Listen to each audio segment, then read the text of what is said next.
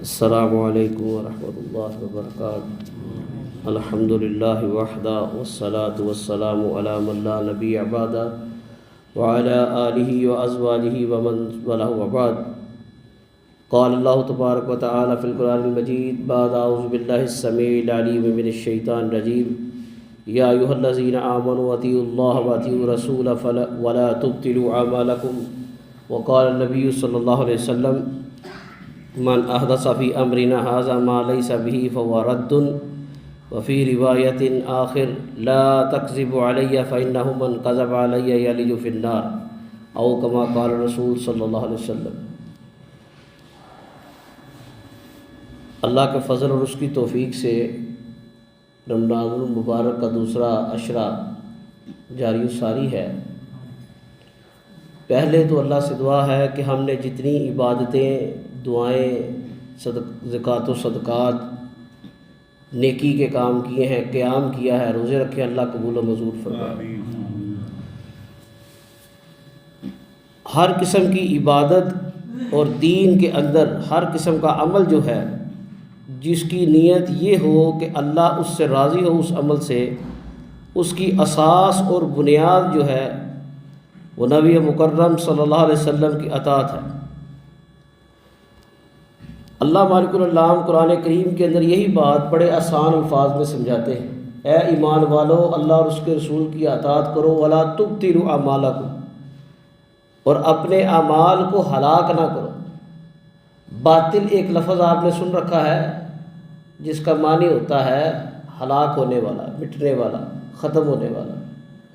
بری چیز کو، برے عمل کو باطل کہا جاتا ہے، اور یہی چیز اللہ تعالیٰ قرآن میں فرماتے ہیں وَلَا تُبْطِلُوا أَعْمَالَكُمْ، کہ جس عمل کے اندر اللہ اور اس کے رسول کی اطاعت نہیں ہوگی وہ عمل باطل ہے، مٹ جانے والا ہے، ہلاک ہونے والا ہے، اس کی ذرہ برابر بھی وقت نہیں ہے۔ اور اللہ تعالیٰ کے پیارے رسول صلی اللہ علیہ وسلم نے اس کی بڑی باریک بینی کے ساتھ الفاظ بڑے سادہ استعمال کرتے ہوئے سمجھایا۔ اللہ کے رسول فرماتے ہیں، عائشہ رضی اللہ عنہا اس کی راویہ ہیں، من احدث فی امرنا ھذا ما لیس بہ فہو رد، جو کوئی ایسا کام ایجاد کرتا ہے، ایسا کام کرتا ہے، ایسا عمل کرتا ہے جو ہم نے نہیں کیا، فہو رد، وہ رد ہے۔ شیطان کو ہم کیا کہتے ہیں؟ مردود۔ کیوں کہتے ہیں؟ اللہ اور اس کے رسول نے بتایا کہ وہ رد کر دیا گیا، اللہ کی رحمت سے، بخشش سے، مغفرت سے وہ رد کر دیا گیا، ذلیل و رسوا ہو گیا۔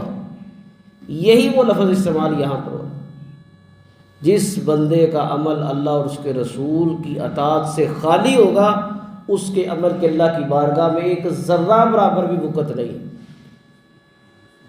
اور بات صرف یہیں تک نہیں ہے، اللہ کے رسول صلی اللہ علیہ وسلم جناب علی ابن ابی طالب رضی اللہ تعالیٰ عنہ سے روایت مروی ہے سنن ترمذی میں، جو دوسری حدیث میں نے بیان کی۔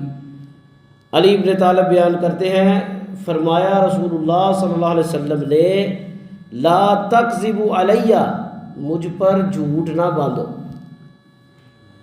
فإنہ من کذب علی یلج فی النار، بے شک جس نے مجھ پر کوئی جھوٹی بات کی نسبت کی اس کا ٹھکانہ، اس کا ملجا، اس کا مسکن جہنم کی آگ ہے۔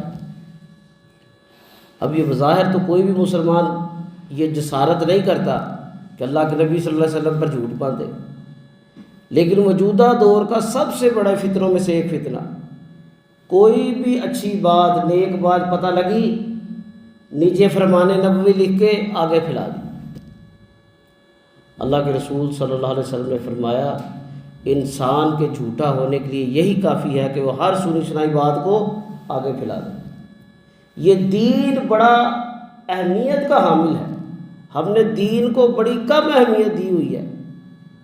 جتنی ہم اپنی ذات کو اہمیت دیتے ہیں نا، اگر اتنی ہم اپنے دین کو اہمیت دیں تو ہمیں سمجھ آ جائے کہ دین کی اساس اور بنیاد کا ہے۔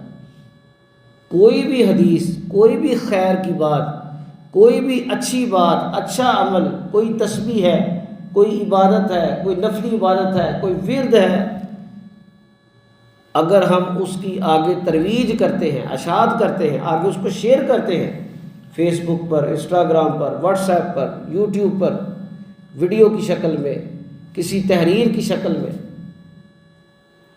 اگر اس کی ہمارے پاس سند موجود نہیں ہے، حوالہ موجود نہیں ہے، اور ہم اس کو حدیث بنا کر پیش کر دیتے ہیں یا کسی بھی نیک بندے کی بات بنا کر آگے پیش کر دیتے ہیں، اگر تو وہ بات جھوٹ ہوئی تو بیان کرنے والے پر اس کا وبال پڑ جائے گا۔ اور اگر اس بات کے نیچے یہ لکھ دیا کہ اللہ کے رسول نے یہ فرمایا، یا فرمان نبوی صلی اللہ علیہ وسلم یہ ہے، یا اللہ کے رسول یہ فرمایا کرتے تھے، یا یہ حدیث ہے، اس کنٹینٹ کے ساتھ اگر یہ بات آگے پھیلائی اور وہ بات اگر حدیث نہ ہوئی تو بیان کرنے والے کا ٹھکانہ جہنم کی آگ ہے۔ محدثین نے صحابہ، تابعین، تبع تابعین سے جو دین سیکھا، نبی کریم صلی اللہ علیہ وسلم کی سنت کو سیکھا، اس کو سنبھالنے کے لیے، محفوظ کرنے کے لیے جو علم بنایا اسماء الرجال کا، کہ راوی کون ہے اور بیان کرنے والے راوی کی حالات کیسے، جس سے وہ بیان کر رہا ہے اس کے دور میں وہ زندہ بھی تھا کہ نہیں، اس سے اس نے ملاقات بھی کی ہے کہ نہیں۔ جیسے مثال کے طور پر امام بخاری رحمۃ اللہ علیہ وہ سند بیان کرتے ہیں اپنے استاد امام احمد ابن حنبل سے، احمد ابن حنبل سند بیان کرتے ہیں اپنے استاد امام شافعی رحمہ اللہ علیہ سے، امام شافعی اپنے استاد امام مالک سے رحمہ اللہ، امام مالک اپنے استاد نافع مولا عبداللہ ابن عمر رضی اللہ عنہ، نافع رحمہ اللہ علیہ تابعی بھی ہیں اور عبداللہ ابن عمر رضی اللہ تعالیٰ عنہ کے شاگرد بھی ہیں، وہ بیان آگے سے کرتے ہیں محمد رسول اللہ صلی اللہ علیہ وسلم سے۔ یہ وہ سند کا تسلسل ہے۔ اب دیکھا جائے گا امام بخاری نے امام احمد بن حنبل کا زمانہ پایا، جی پایا، اسے حدیث سیکھی بھی ہے، پڑھی بھی ہے۔ امام احمد بن حنبل امام شافعی کا زمانہ پایا، جی پایا، اس کے مستند حوالہ جات موجود ہے۔ امام شافعی نے امام مالک کا دور پایا، جی امام مالک کی انہوں نے مسند استاذی میں بطور شاگرد شامل ہو کر دین کا علم سیکھا، حدیث کا علم سیکھا۔ امام شافعی نے امام نافع سے سیکھا، امام نافع نے عبداللہ ابن عمر رضی اللہ تعالیٰ عنہ سے سیکھا۔ عبداللہ ابن عمر نبی کریم صلی اللہ علیہ وسلم کے دور کے صحابی، جو فقیہ اور محدث صحابی ہیں، ان میں ان کا شمار ہوتا ہے۔ لوگ ان سے فتویٰ پوچھنے آیا کرتے ہیں۔ آج ہم نے دین کو بڑا ہی غیر ضروری بنا لیا۔ جو کوئی بات بیان کرتا ہے، ٹھیک ہے جی دین کی بات ہے، ٹھیک ہے جی اچھی بات ہے جی دین کی ہوگی۔ کوئی اتنا بڑا بزرگ آدمی ہے، کوئی داڑھی رکھی ہے، کوئی مولوی صاحب آئے ہیں، سچ ہی بول رہے ہوں گے۔ دین اللہ معاف کرے، ہم نے اتنا غیر معمولی سمجھ لیا ہے، جو عمل بتاتا ہے وہ کرنا شروع کر دیتے ہیں، کوئی تحقیق نہیں۔ عبداللہ ابن عمر رضی اللہ تعالیٰ عنہ سے ایک بڑا ہی ایمان افروز واقعہ نقل ہے۔ عبداللہ ابن عمر رضی اللہ تعالیٰ عنہ کے سامنے ایک شخص کو چھینک آ گئی۔ اب جب چھینک آتی ہے تو کیا پڑھتے ہیں؟ الحمدللہ۔ اور سننے والا کیا کہتا ہے؟ یرحمک اللہ۔ پھر جس نے چھینک آئی ہے وہ کہے یہدیکم اللہ و یصلح بالکم۔ یہ وہ دعائیں ہیں جو چھینکنے والا اور اس کی دعا کو سننے والا اس کے جواب میں پڑھے گا۔ اللہ کے رسول نے سکھایا۔ اس شخص نے کیا کہا؟ الحمدللہ والصلاۃ والسلام علی رسول اللہ صلی اللہ علیہ وسلم۔ اب بات ٹھیک ہے، بات غلط تو نہیں کہ تمام تعریفیں اللہ کے لیے ہیں اور ہر قسم کی درود و سلام جناب محمد صلی اللہ علیہ وسلم کے لیے۔ عبداللہ ابن عمر اس شخص کے پاس تھے۔ عبداللہ ابن عمر رضی اللہ تعالیٰ عنہ کہتے ہیں کہ بھائی بات تو تم ٹھیک کرتے ہو، بات تم ٹھیک کرتے ہو، تمام تعریفیں اللہ کے لیے اور ہر قسم کی درود و سلام جناب محمد صلی اللہ علیہ وسلم کے لیے، لیکن یہ پڑھنا اللہ کے رسول صلی اللہ علیہ وسلم کی سنت نہیں۔ اب دیکھیے صحابی رسول اطاعت رسول کیسے سکھا رہے ہیں کہ بھائی تم نے اچھا کام کیا ہے، اس میں کوئی قباحت نہیں ہے، لیکن جس موقع پر یہ کام کیا ہے اس موقع پر اللہ کے رسول نے نہیں سکھایا۔ یہ اطاعت رسول ہے۔ اسی طرح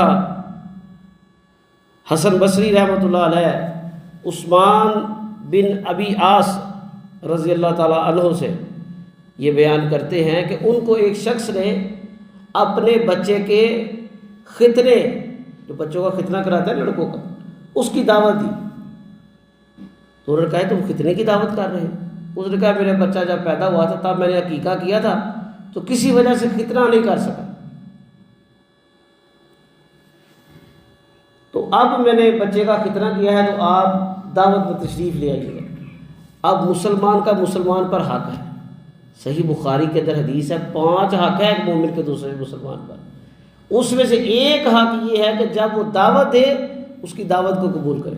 اب چاہیے تو یہ تھا عثمان بن ابی العاص رضی اللہ تعالیٰ عنہ اللہ کے رسول کی حدیث کے مطابق اس کی دعوت قبول کرتے، لیکن انہوں نے یہ دعوت قبول کرنے سے انکار کر دیا۔ کیوں انکار کیا؟ یا ایھا الذین آمنوا اطیعوا اللہ واطیعوا الرسول ولا تبطلوا اعمالکم، کہ یہ اطاعت رسول سے خالی ہے۔ انہوں نے کہا کہ بے شک تو دعوت دے رہا ہے، ٹھیک بات ہے، لیکن اللہ کے رسول صلی اللہ علیہ وسلم کے دور میں ہم صرف عقیقے کی دعوت پہ جایا کرتے تھے، ختنے کی دعوت نہیں ہوتی تھی۔ اب دیکھیے کتنی غیر معمولی سی بات، بظاہر تو کوئی قباحت نظر نہیں آتی۔ آج ہم لوگ کہتے ہیں جی ٹھیک ہے وہ کنڈے بھی کھا لو جی، ختم بھی کھا لو، کچھ نہیں ہوتا جی، وہ اللہ کے نام کی ہے نا جی، اور انہوں نے بس یہ کہنے سے کیا ہو جاتا ہے جی، نظر اللہ نظر حسین جی، یہ وہ عبد القادر جیلانی رحمۃ اللہ کے نام کی، پیچھے سے نیت تو اللہ کو راضی کرنے کے لیے ہے نا، کیسے اللہ کو راضی کرنے کے لیے؟ یہ وہ جماعت ہمیں سکھا رہی ہے کہ جن کے بارے میں اللہ کے رسول صلی اللہ علیہ وسلم نے فرمایا میری امت کے 73 فرقے ہوں گے، ان میں سے ایک فرقہ جو ہے جنتی ہوگا۔ صحابہ نے عرض کیا اللہ کے رسول وہ کون خوش نصیب ہوں گے؟ اللہ کے رسول صلی اللہ علیہ وسلم نے فرمایا ما انا و اصحابی، وہ فرقہ وہ ہوگا جو اس دین کی پیروی کرے گا جس پر میں اور میرے صحابہ ہیں۔ کہ دین کی اساس اور بنیاد کیا ہے؟ اللہ کے نبی کی سنت ہے اور تعامل صحابہ۔ صحابہ کا کوئی عمل ایسا ہے جو خلاف سنت ہو نہیں ملتا۔ کیوں؟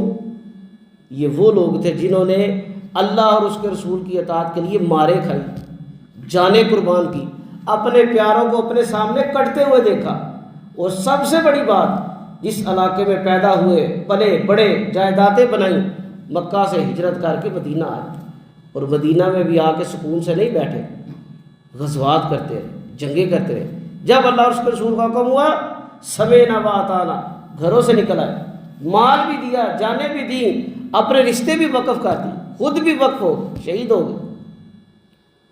تو یہ صحابہ ہمیں اللہ کے رسول صلی اللہ علیہ وسلم کا دین سکھا رہے ہیں۔ اب نبی کریم صلی اللہ علیہ وسلم کے گھر کی مثال آپ کو بیان کرتا ہوں۔ سیدہ عائشہ صدیقہ مطہرہ رضی اللہ تعالی عنہا، ان کے بھائی کے گھر بچہ پیدا ہوا تو عقیقے میں انہوں نے بڑا جانور ذبح کر دیا۔ اب قربانی کے دنوں میں اکثر یہ سوال ہوتا ہے، لوگ تقریباً ہر سال کرتے ہیں جی، گائے کے اندر 7 حصے، اونٹ کے اندر 7 اور 10 حصے، 10 لوگ شریک ہو سکتے ہیں زیادہ سے زیادہ، اور 7 گائے کے اندر 7۔ اب لوگ کہتے ہیں جی ہم نے بچوں کا یا اپنی بیگم کا یا میرا والدین نے عقیقہ نہیں کیا، تو ہم اتنے حصے شامل کر سکتے ہیں؟ سیدہ عائشہ صدیقہ مطہرہ رضی اللہ عنہا کو جب یہ خبر پہنچی کہ میرے بھائی نے بڑا جانور عقیقے میں ذبح کیا، تو انہوں نے کہا کہ معاذ اللہ، کیا کہا؟ معاذ اللہ، میں اللہ کی پناہ طلب کرتی ہوں، سگے بھائی نے کام کیا، ابو بکر کا بیٹا ہے، ان کا گھر والا ہے، لیکن اما عائشہ کیا کہتی ہیں؟ میں اللہ کی پناہ طلب کرتی ہوں، اللہ کے رسول صلی اللہ علیہ وسلم نے حکم دیا ہے کہ بچے کے عقیقے میں 2 بکرے یا 2 بکریاں، اور بچی کے عقیقے میں 1 بکرا 1 بکری ذبح ہو۔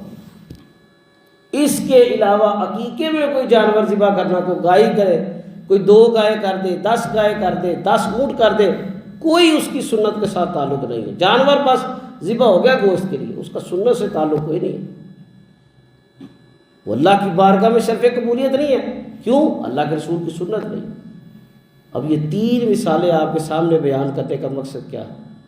عزیز سامعین، دوستوں، بھائیوں، بزرگوں، کوئی بھی کام آپ کرتے ہیں اللہ کے لیے اس کے بارے میں تحقیق کریں کہ کیا وہ کام اللہ کے رسول صلی اللہ علیہ وسلم نے کیا ہے۔ اگر تو کیا ہے تو پھر تو اللہ کے فضل سے ہمارا عمل واللہ کی بارگاہ میں قبولیت تک پہنچے گا، اور اگر نہیں کیا